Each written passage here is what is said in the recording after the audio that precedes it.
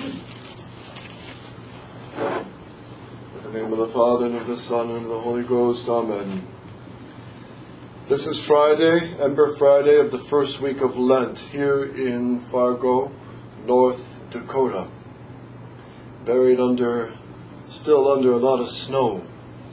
So, it's a great joy to bring you Holy Mass here, and to bring you the sacrifice of the Mass, the heart of Jesus, who will feed you with His grace, pour into you His grace. And the Mass affects not only you, it affects the whole city, it affects the whole state, the whole country. Heaven is affected by a greater glory to the Blessed Trinity and to Jesus Christ, the true Redeemer. And even hell is affected. Hell feels the effects of the Mass. This is why the devil has so viciously attacked the Catholic Mass. He knows it's the heart of the Church. The Church is Christ's mystical body, and like any body, the heart is what pumps the blood to all the members of the body. What pumps out all the grace to all the members of the mystical body is the Mass. The Mass is the source of all grace because it's the cross. Our Lord Jesus crucified is through whom all grace has come. Through Him the head, then through the Virgin Mary the neck, and down to all the members of the mystical body. But the devil knew this, and that's why he attempted to destroy the Mass, and almost succeeded in England in the 1530s when he changed the Mass to face the people, give communion in the hand, put it in the vernacular, and call the priest the president of the assembly rather than the one to offer sacrifice. They put the service in English. And how many Catholics, how many wavered? Should I go? Should I not?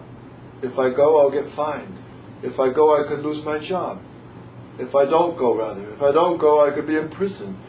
And if I go to a priest, a Catholic Mass of a Catholic priest who's being hunted because it's against the law, then I could even be killed. And some of them wavered, and some of them said, I think I'll keep my job, and I think I'll save my neck, and I think I'll avoid being fined a few $1,000s. So they went with the new religion. And most, in fact, did. Most did. Because it was easier. In England, in Scotland, Wales, and in Ireland. Most went with the new religion. And those are in the days of a good pope. Of a saintly pope. St. Pius V. Popes who were good in doctrine. Popes who weren't ecumenical and scandalizing the whole church. These were good popes. And look at England. Only all the bishops went with the new religion. Every single one of them, except one. St. John Fisher. So, these lessons of history, when we see it in that light, we see that today, it is shocking that most of the bishops went with the Vatican II religion. It is shocking that most of the world swept in with the new religion. But when you look at the small-scale picture in England, it's not so shocking. The more shocking thing is we have fewer priests to stand up, fewer bishops to really oppose. So we thank God for giving us a great guide in this disaster of the church. And the guide is a voice that just echoes as he himself said, I am not the chief of traditionalists, I am simply a bishop doing my duty, Archbishop Lefebvre said. And this is his greatness. It really is his greatness. Because as he said, I only hand down what I received, the true Mass, the true sacraments, the true Catholic doctrine, the true magisterium of the Church that condemns all the modern errors and all the errors of Vatican II and the new Mass and the errors of communism, socialism, modernism, evolution. All these errors, ecumenism is the big one. And for Archbishop Lefebvre, ecumenism was the big error. Let me give a few quotes from him on ecumenism. It's very important we be reminded of these, because this is our age. We're swimming in these errors. And we got to be more careful of a dangerous ecumenism called trad-ecumenism, which is, well, look, the Tridentine Mass is offered in my local cathedral. It's offered in my local church. There's a pious priest who says the new Mass, but sometimes he says the Tridentine Mass. Why can't I go to that? What's wrong? And this is a danger of trad-ecumenism. And let's first see what Archbishop Lefebvre says. Listen to these few quotes. April 14th, 1978. He could say it today, 2019.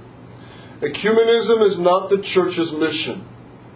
The Church is not ecumenical. She is missionary. Open brackets. Wouldn't he know?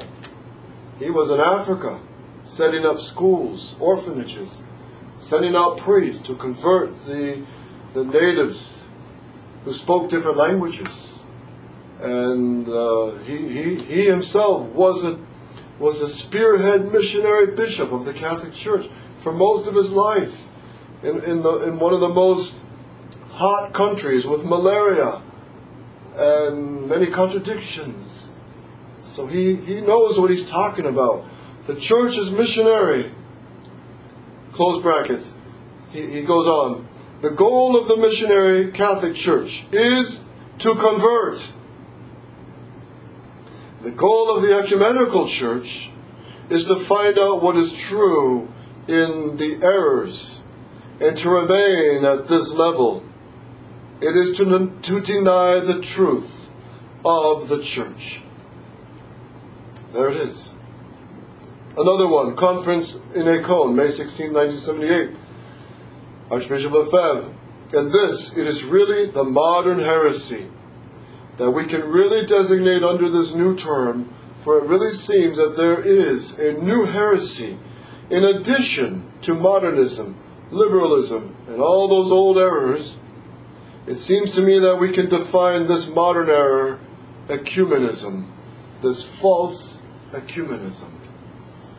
And Pope Francis, as you know, just scandalized the whole world again, like his predecessors, continuing this new church of the new Pentecost, Paul VI and John Paul II and Benedict XVI, these scandalous joinings of all these false religions, and a joint statement made with the Muslims, as if we adore the same God, which is a total lie.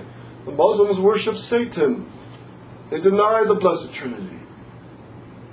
And the only true God is the Father, Son, and Holy Ghost.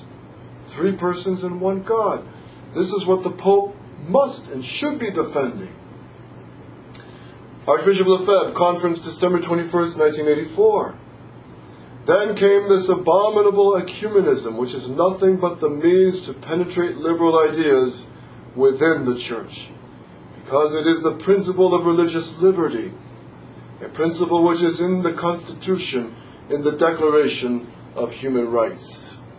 And this Declaration of Human Rights, of course, was written by the Freemasons in 1793. It was condemned by Pope Pius VI. And the Freemasons, 100 years later, as Father Dennis Fahey brings out very thoroughly with heavy documents, the Freemasons wrote this Declaration of Human Rights, which is very, very close in language to the Declaration of Independence, which is, we don't want Christ the King over our White House. We don't want Christ the King over our Supreme Court. His laws have nothing to do with our human laws. We don't need Jesus Christ the King and His Catholic Church to govern our education, to govern what our press and our media say. And this is pure liberalism. It's purely the revolution of God against God, of man raising his fist against God. But it's done under the liberal ideas. And ecumenism, it's really described in St. John's Apocalypse. When St. John sees the beasts, these strange beasts coming out of hell, they have hair of women, and they got faces of, claws of bears, hair of women, breastplates like locusts, and faces of, I think it's faces of leopards. I don't have the text right in front of me. But the point is, they have claws like bears, so they rip apart and tear apart souls. But they have hair of women. That is, they have liberal, soft phrases, such as peace, such as pro-choice, such as ecumenism, such as everyone should have a right to believe what they want and teach and preach and print what they want. And these soft-sounding phrases are actually deadly. They're effeminate phrases that have the effeminate long hair of a woman, which is even becoming more rare today. But at least the women's soft phrases, but the bear's claws rip apart the souls. So these errors, especially of our modern world, like Freemasonry, as Pope Leo XIII said, they have a facade of charity, such as the Shriners, who have hospitals and they do good humanitarian work, but the idea is that they promote rip souls and drag them to hell. This is the errors we're dealing with. They look nice, they have a smile, but they have a tail like the scorpion, which is another beast described in the Apocalypse. They appear friendly and they go to shake your hand and the tail comes up and stabs you in the back. These are these errors. Archbishop Lefebvre, Conference of April 14th, 1978. Quote, "We want to be in perfect unity with the Holy Father, but in the unity of the Catholic faith, because there is only this unity that can unite us, but not this kind of ecumenical union, a sort of liberal ecumenism, because I think this is what best defines modern tendencies and what we could almost express as the modern heresy. As I had the occasion to say in Essen, in Germany, I think that what best defines the whole crisis in the Church is really this liberal ecumenical spirit. I say liberal ecumenism because there is a certain ecumenism that, if properly defined, could be acceptable. But liberal ecumenism, such as is practiced by the present Church, and especially since Vatican II, necessarily carries true heresies." Conference, December 13th, 1984. He says, "The Church in the course of the 1960s, thus, during the Council, acquired values that have come from outside the Church, from the liberal culture, from 2 centuries of liberal culture, since the French Revolution and all the Masonic ideas. It is clear these are the rights of man. It is religious freedom. It is ecumenism. It is satanic." It is satanic. And the perfect example is, as many Catholics have tried over these few decades, to try to convince these girls going to get abortions at the abortion clinic. Why are you going to kill your baby? There's another option. Adopt the baby. And what do they say? It's my right to do what I want with my body. And that's human rights. That's the rights of man. But she doesn't have the right to kill another human being. Even if the baby is in her womb, even if the baby is there by assault and unjust means, such as rape, she's not allowed to kill the baby. So, under these soft phrases, ecumenism and rights of man, it is satanic claws underneath. And that's what we got to recognize also with the trad ecumenism. And many Catholics today are tempted to go with the flow. Go with the local diocesan Tridentine Mass. After all, it's a Tridentine Mass. What's wrong with it? And many are tempted to go along with the new Society of St. Pius X Mass, the new direction, which is they already are the new SSPX, the Conciliar Society of St. Pius X. They really are now an appendage of the new Conciliar Church. They really are, because they have everything St. Peter's has. Recognition for marriages, recognition for ordinations, so-called jurisdiction for the confessions, and the agreement at least tacitly, to stop attacking Pope Francis's errors, to stop attacking the local bishop's errors, to become more friendly with the local bishops. And in some of the Society of Pius X schools and parishes, the local bishops have actually come, visited the schools, blessed the children, and it looks all friendly and it looks all smiles. But it's deadly. And let me quote again Archbishop Lefebvre on this grave danger of putting ourselves under these modernist bishops and starting to be friendly with them and starting to work with them, because it's very deceptive. And it's a new aspect, a new curveball to this tradecumenism. So we'll find this here. Archbishop Lefebvre.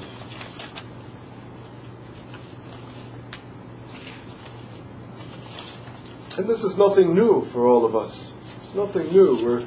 In fact, I hope you're kind of bored hearing this, because you should be sick of hearing this. But what's happening is many traditional Catholics are losing the plan of the war.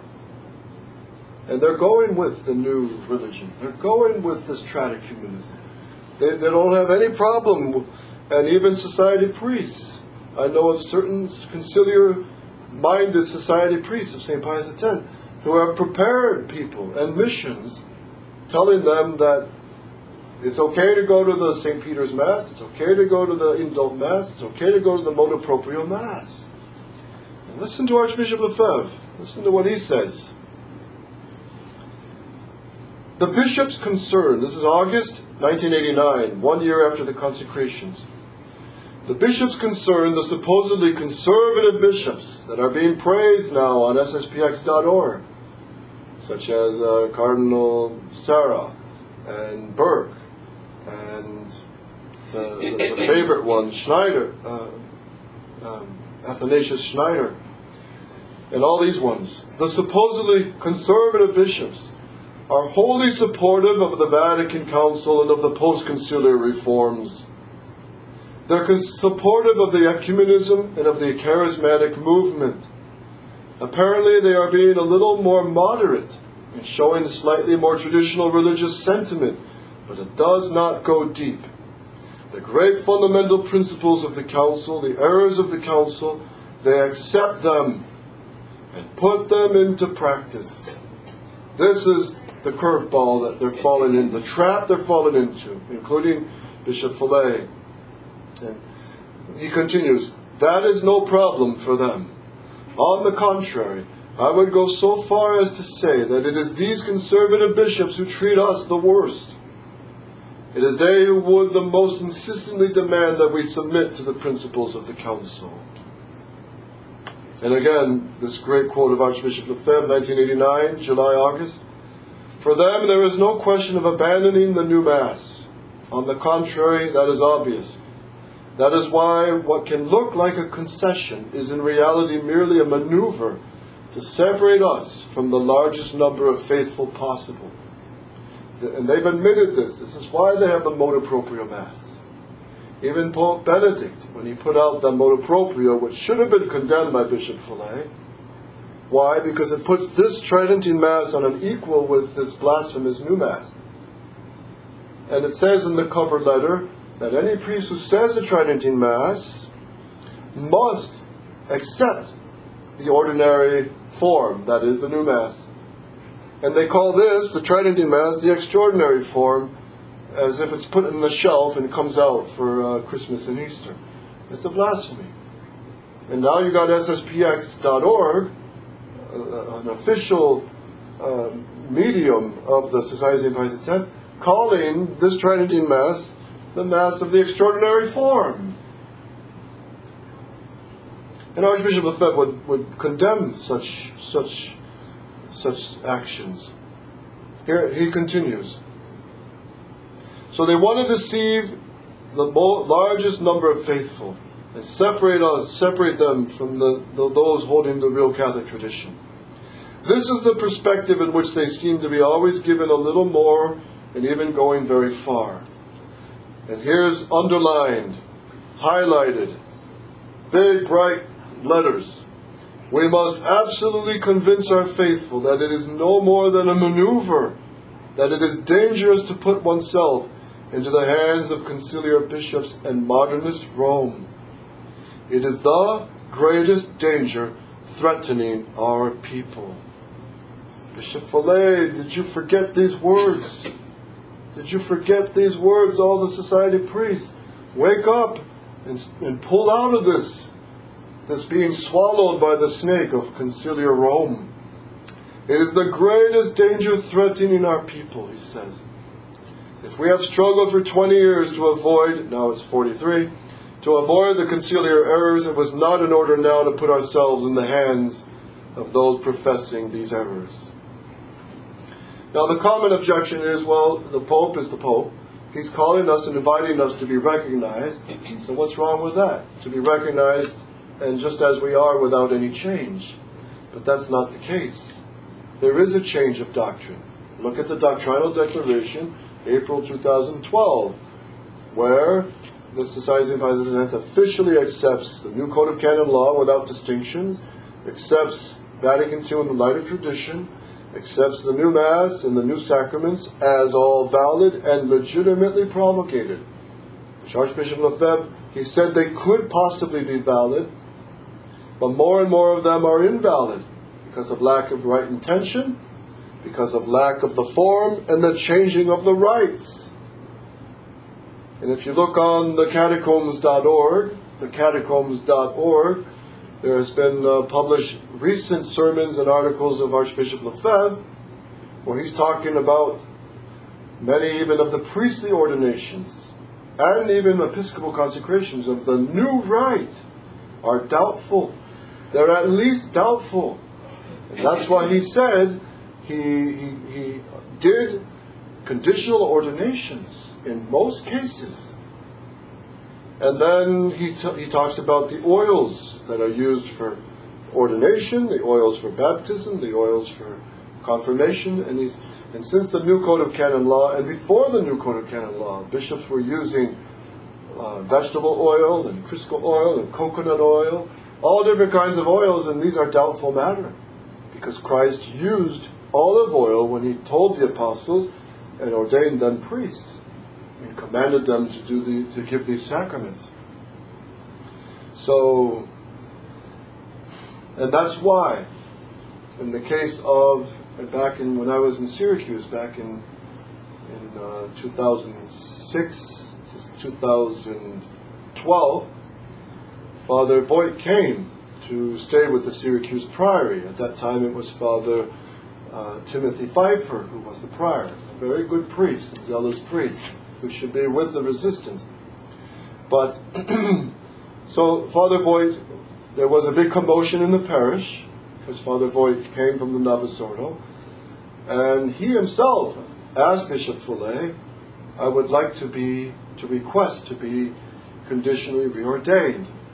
I think my ordination is valid because he was ordained a priest by Cardinal Manning, who was quite a conservative bishop, but he used the new rite to ordain him in California.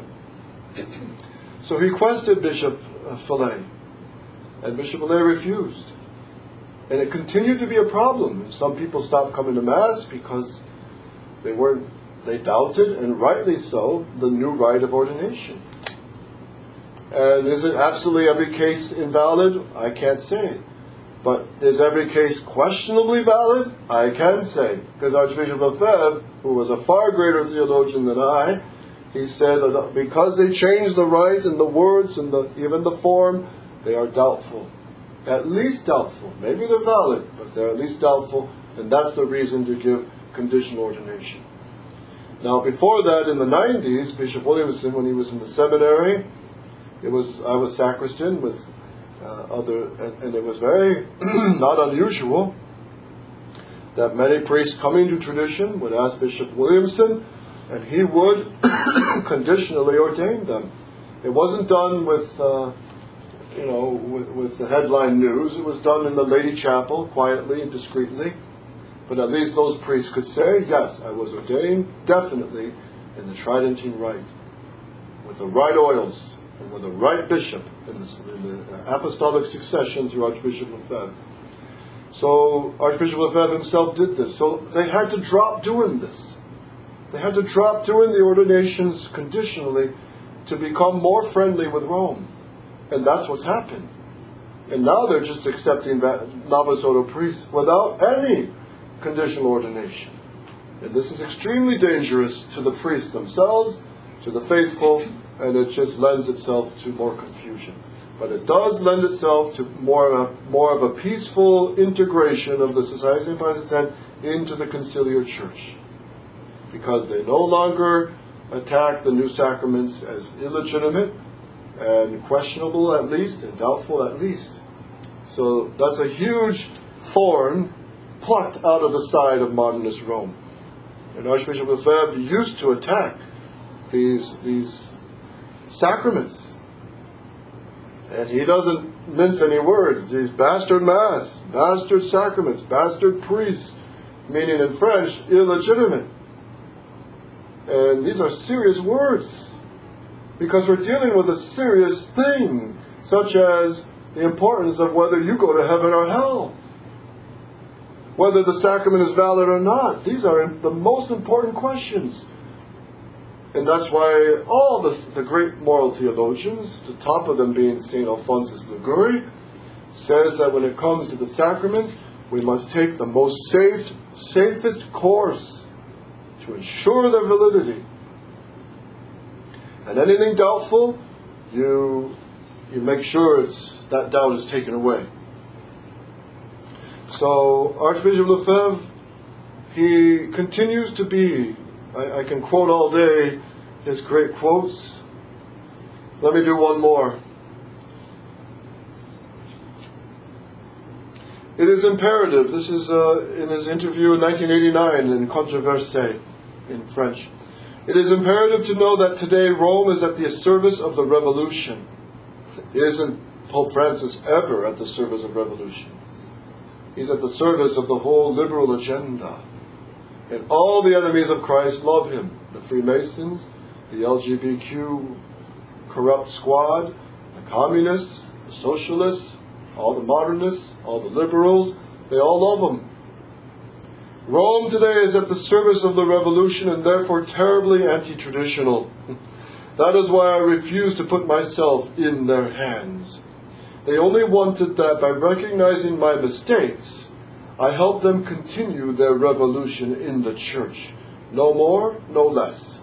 All those who have left us are not aware of the situation and believe in the goodwill and the rectitude of thought. Oh, they mean well, of the bishops and cardinals in Rome. Nothing is further from the truth.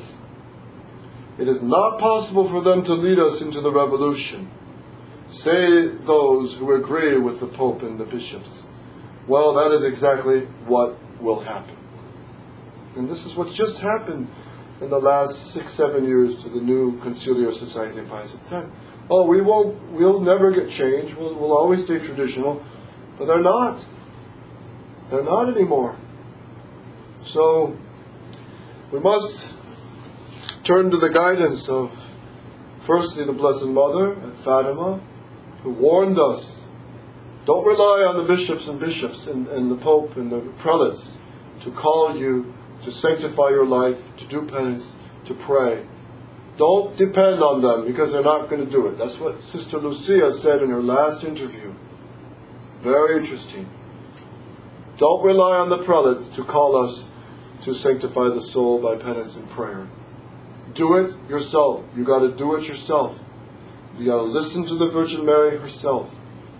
So embrace a life of prayer. Sanctify your life. Sanctify your soul. And do penance, especially in this Holy Lent. Sanctify this Lent and do the Stations of the Cross. And then Archbishop Lefebvre. We're not making of Archbishop Lefebvre a guru. He's just a bishop that taught the way a bishop should have taught. Stay faithful to the true Mass of all time. Stay faithful to the true sacraments. Hold the line of the Church's magisterium. Condemn what the Church always condemned. And don't fall for ecumenism and the tradecumenism, which is an outgrowth of the false ecumenism. Tradecumenism, which is more deceitful and more dangerous, because it has the facade of traditional vestments and incense and Gregorian chant. But if it's going with priests who have in any way, publicly acknowledge and compromise with Vatican II in the new Mass, you can't go with that. You just can't. So, and then Archbishop Lefebvre, on the other hand, he also warned about beware of going to the sedevacantist masses, because he never took that position. Although he did say, maybe someday these popes will be condemned. God knows, but he never took that position. So we got to be careful of that also, and just hold the line. And it's very difficult now because the devil's doing all he can to rip apart tradition. But the truth doesn't change. Christ doesn't change. The Mass doesn't change. The sacraments don't change. The shining, brilliant doctrine of the Holy Catholic Church doesn't change. And in a way, we're luckier now than many times in history in some way, because you have access now to anything, any saints' lives, any teachings of the great popes, any encyclicals. You can easily find them. So we really have no excuse to fall away. But we must tremble and work out our salvation with fear and trembling, as St. Paul says. Because any of us can fall. And I tremble myself, a priest, because so many priests have fallen. Pray for me. Pray for me. Any of us can fall, but we got to humble our soul, thank God for His many graces, and persevere. And the great weapon to persevere with is the scapular and the rosary. The rosary, God has given special graces through the rosary. You got any problems? Of course, we all do. Family problems, individual problems, social problems, national problems, international problems. Sister Lucia heard from Our Lady, have no fear. Any problems can be solved through reciting the rosary. Any problems. That's the power of this weapon now. So let's be faithful, especially in this Lent, to the daily rosary, and more if you can. Let's now go to the altar, to the Sacred Heart of Jesus, who will become present here on this altar and feed you with His divine heart, fill you with His divine fire, and ask Him a grace to love Him with all our heart, all our strength, all our soul, all our mind, and that we might come to see Him face to face with the help of the most pure Virgin Mary. O Mary, conceived without sin, pray for us who have recourse to Thee. O Mary, conceived without sin, Pray for us who have recourse O to Thee. Mary, conceived without sin. Pray for us who have recourse to In Thee. the name of the Father, Son, and the Holy Ghost. Amen.